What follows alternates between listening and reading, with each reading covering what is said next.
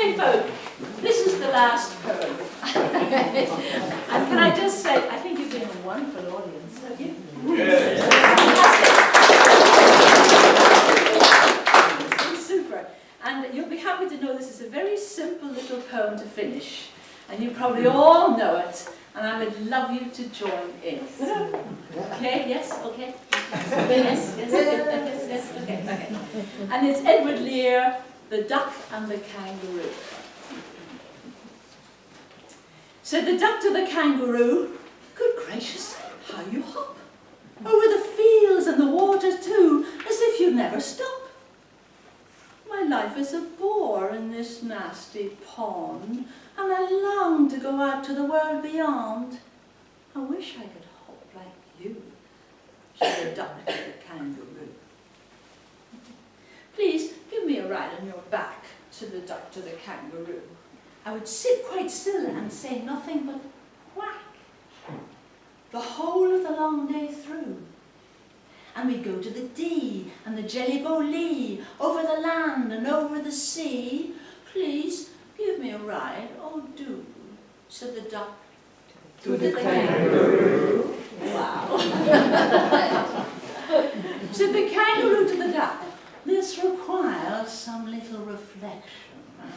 Perhaps on the whole it might bring me luck, but there seems but one objection, which is, if you'll let me speak so bold, your feet are unpleasantly wet and cold, and would probably give me the rheumatism," said the kangaroo. Said the duck, "As I sat on the rocks, I have thought over that completely. And I've brought 4 pairs of worsted socks which fit my web feet neatly. And to keep out the cold, I brought a cloak, and every day a cigar I'll smoke, all to follow my own dear true love." Of the kangaroo.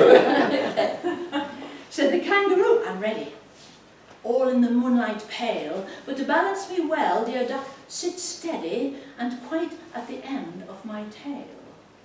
So away they went with the hop and the bound. They hopped the whole world 3 times round, and who so happy, oh who, as the kangaroo and the duck.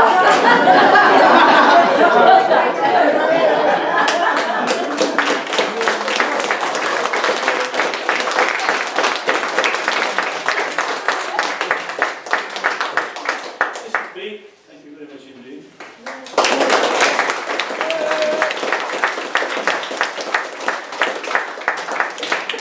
If you like, yes.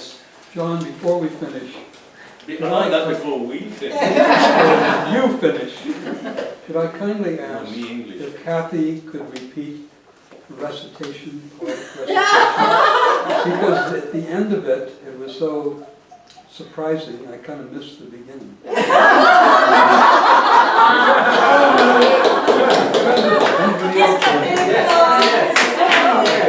It must have been her American accent. Okay, Kathy, just a minute. What's her name? Barbara Balbo, is she Barbara? Was our events coordinator, that's me. Oh, yes, she has asked me to inform you that there will be more poetry evenings in the future.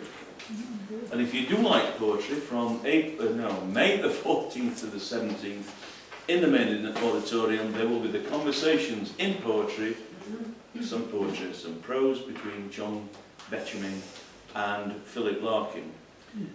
I should say, what do they say in French when they congratulate people? They say chapeau, right? Which reminds me, you've got in here for free. You got in free, but you're going to have to pay to get out because we do have a hat over there. Red basket, actually.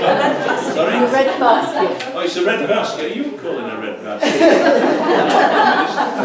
To finish the evening then, Miss Catherine Beautiful Fitzsimons. Well, they found a thing. Thanks to you all for coming along and staying awake. Thank you. There was a young lady named Kathy who woke up one morning in a nude in the bathroom. There it is. Okay, now that you already know the punchline, and it might have a different effect. Okay.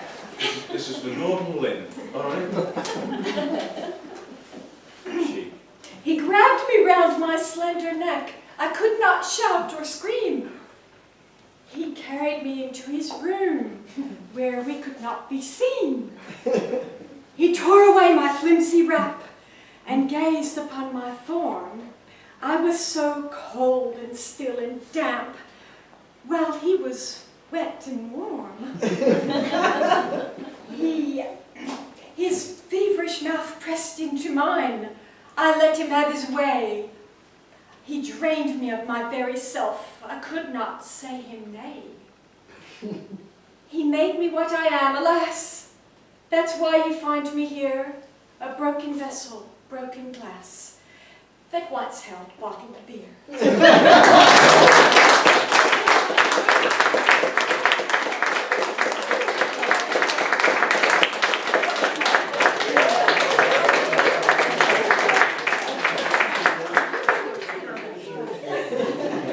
All right, go on.